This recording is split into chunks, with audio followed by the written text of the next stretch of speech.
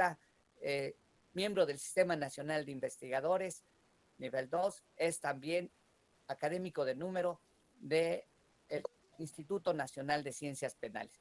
Enhorabuena contar con la presencia y participación del doctor Serafín Ortiz Ortiz, quien en esta ocasión va a tratar el tema de la investigación, metodología de la investigación jurídica.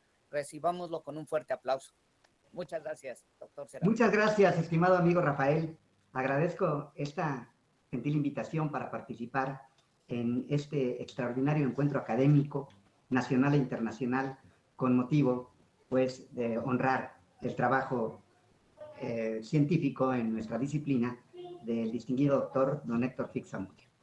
Quiero decirte, Rafael, que abordaré un tema que tú y yo compartimos.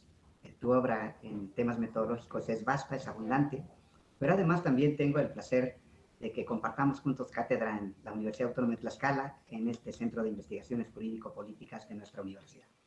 También felicito el esfuerzo que se hace desde la Benemérita Universidad Autónoma de Puebla, encabezada en este evento que tú coordinas, para magnificar el trabajo que realizó por toda su vida don Héctor Fix Zamudio, jurista inigualable en temas de su disciplina. Particularmente abordo yo o enfoco el tema de su esfuerzo también en tareas de docencia jurídica y metodología del derecho. Quiero aquí hacer un reconocimiento también a quienes he presenciado en su intervención en este encuentro, y desde luego les saludo con afecto a los colegas a quienes he observado con atención. El tema del que me voy a ocupar es en realidad un bosquejo muy panorámico de los métodos de investigación jurídica, pero quiero sentar una premisa para partir desde aquí con un piso firme. Parto de la clara convicción de que cada modelo de organización jurídico-política, léase cada Estado, produce su propio derecho. Entonces, en este proceso de mutación y evolución de los Estados, hoy presenciamos desde la interpretación de las constituciones que vienen de mediados del siglo anterior, un Estado o la configuración de un Estado constitucional de derecho. Y desde luego en esta dirección, hoy afirmamos que a partir de la incesante reforma que ha sufrido la Constitución Política de los Estados Unidos Mexicanos, nosotros tenemos como referente un Estado constitucional de derecho.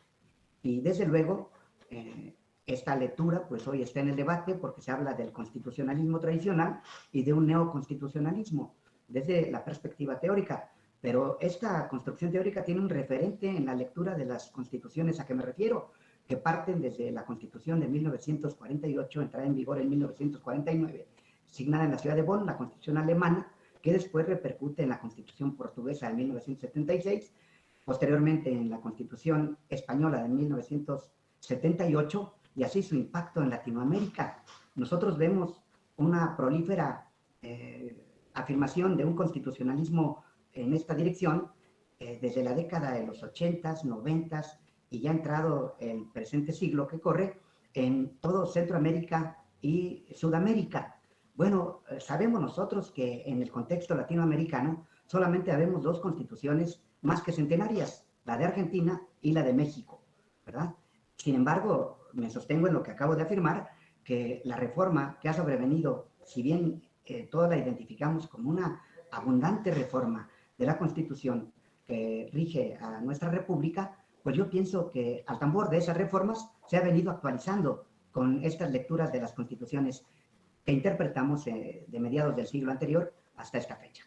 Bueno, como afirmé que cada modelo de Estado produce su propio derecho, hoy desde la perspectiva epistemológica y metodológica debemos tener un arsenal de elementos para poder ahora ya no solo interpretar normas, sino ponderar principios en esta lectura del constitucionalismo principista o principialista, como le dicen algunos autores.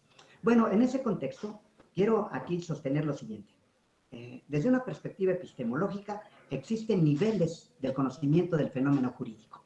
Es decir, más allá de aquella práctica interpretativa, afincada particularmente en uno de los métodos mayormente divulgados en la cultura jurídica occidental, podemos afirmar que la dogmática sigue siendo un método de interpretación poderoso sobre todo para la doctrina y para la ciencia del derecho, pero hoy acompañada de otras expectativas metodológicas.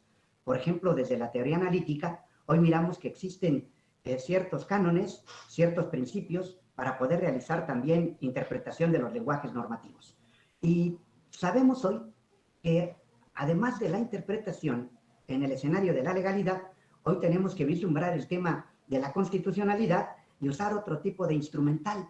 Por eso hoy hablamos de interpretación y ponderación jurídica. Y la ponderación justamente implica sopesar principios en la Constitución. De estos tres métodos, deseo hoy solo caracterizarlos de manera panorámica.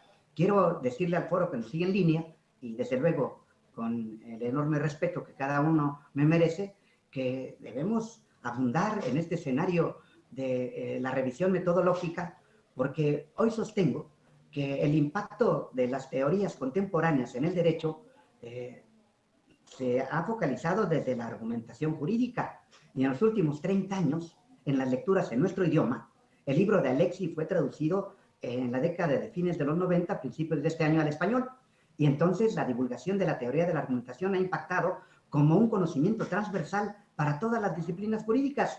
Entonces, he escrito algunos trabajos solo iniciales sobre temas de argumentación jurídica, en donde se podrán leer un poquito más ampliamente lo que ahora voy a presentar de manera muy sintética. Tres métodos de mayor divulgación hoy en el campo del derecho y de la argumentación jurídica.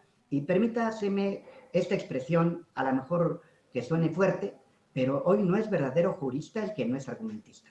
Entonces, vamos a asumir una de las reglas que es precisamente la revisión metodológica. ¿Con qué método se interpreta el jurista? Y estos son los tres métodos a saber que en este espacio muy limitado, pero que lo podemos aprovechar si ilustramos esto con algunos elementos didácticos. Voy a presentar tres documentos en donde solamente caracterizo de manera, ya digo, solo introductoria, lo que simbolizaría o caracterizaría cada uno de estos tres métodos a saber. Entonces, comienzo por el método de más larga tradición y referencia histórica, que es la dogmática jurídica, y sus principios son los que refiero a continuación.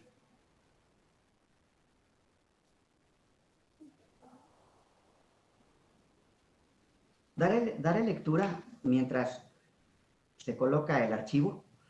La dogmática jurídica sabemos que deviene desde fines del siglo XIX y que se empodera en todo la primera mitad del siglo XX, y que impacta en diversos campos del derecho, en ramas jurídicas específicamente, y donde alcanzó un tal vigor y dimensión que incluso la ciencia llegó a compararse con el método mismo.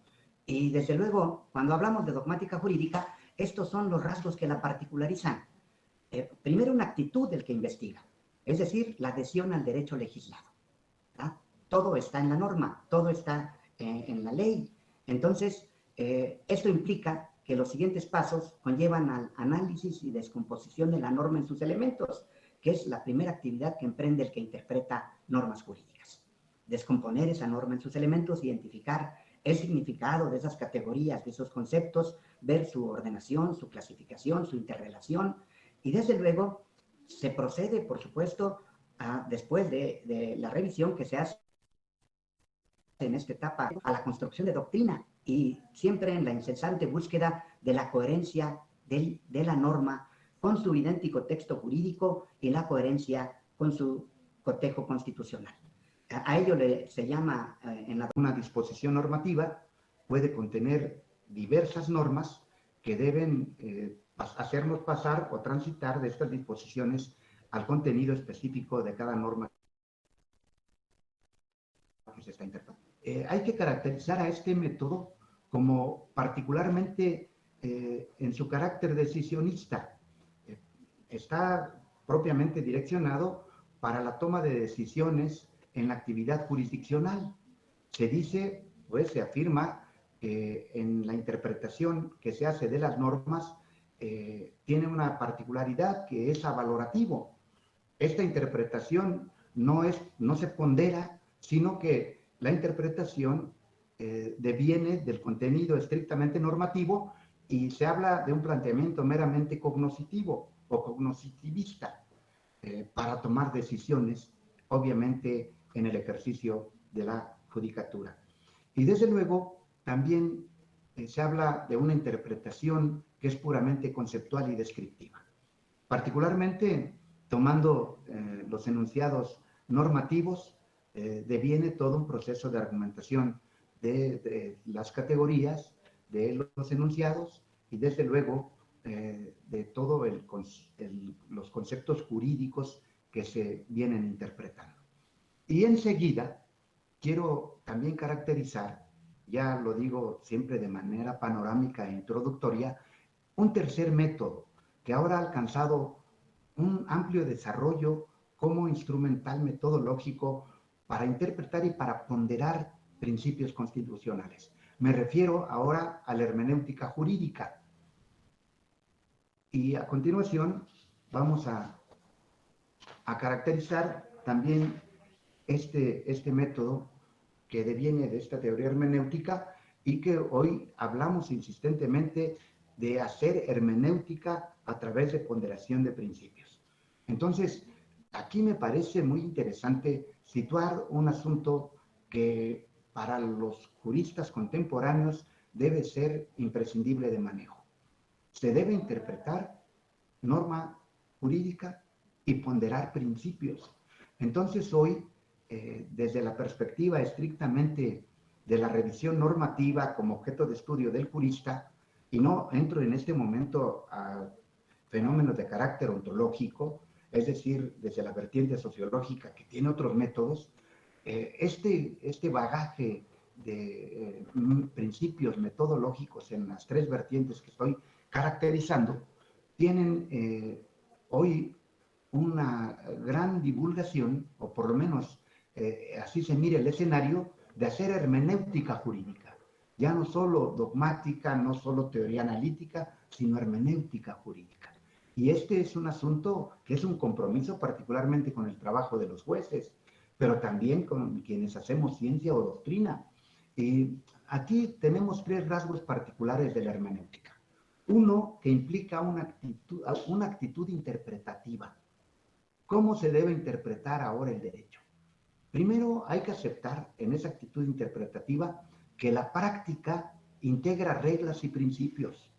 Hoy, esta amalgama de advertir reglas y principios conlleva también, en un segundo momento, a que los principios tengan primacía sobre las reglas. Entonces, cerraremos este argumento de la teoría hermenéutica cuando digamos en dónde está la mejor respuesta ponderando principios. Entonces, una actitud de entrada y enseguida una actividad interpretativa en tres etapas. En una etapa preinterpretativa, donde el que está identificando este método tiene pues que precisar e identificar a las reglas que está interpretando y enseguida ponderando estas reglas, identificarlas con su práctica.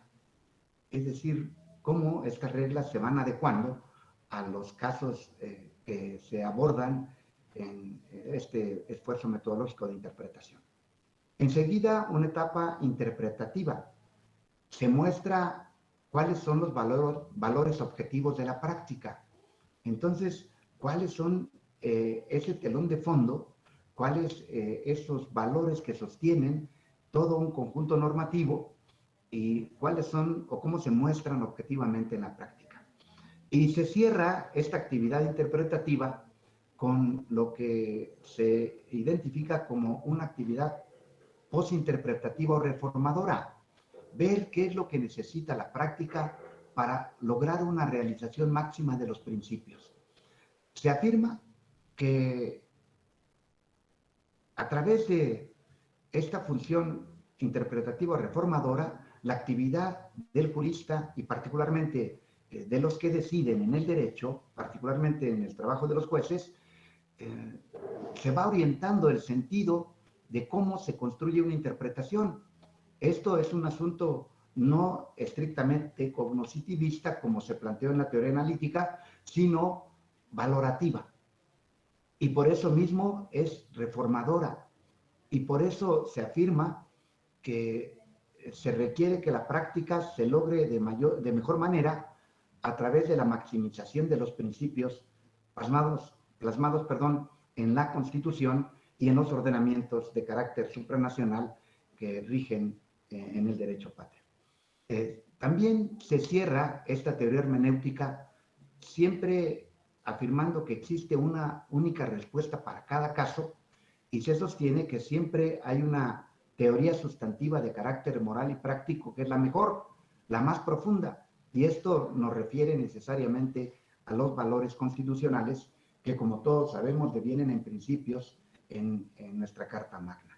De modo entonces que en este limitado espacio he tratado solo de hacer una visión bosquejada de estos tres métodos que hoy nos obligan incuestionablemente a echar mano de todas estas herramientas para afinar dos ejes de trabajo jurídico en la investigación: interpretación y ponderación.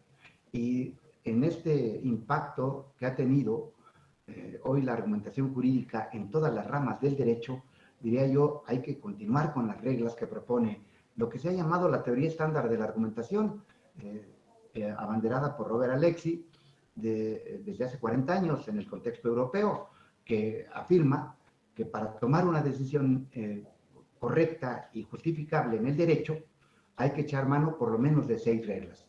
Esta del método, después de la ciencia o doctrina, después del precedente, después de los argumentos de carácter práctico general, después de la prueba, y se cierra esto con los argumentos especiales. Entonces, en este escenario, pues lo que propongo, si bien es cierto muy resumido y muy bosquejado, es abundar en estos métodos para hacer, por un lado, trabajo jurídico correcto y por otro lado, trabajo jurídico justificable. Muchas gracias.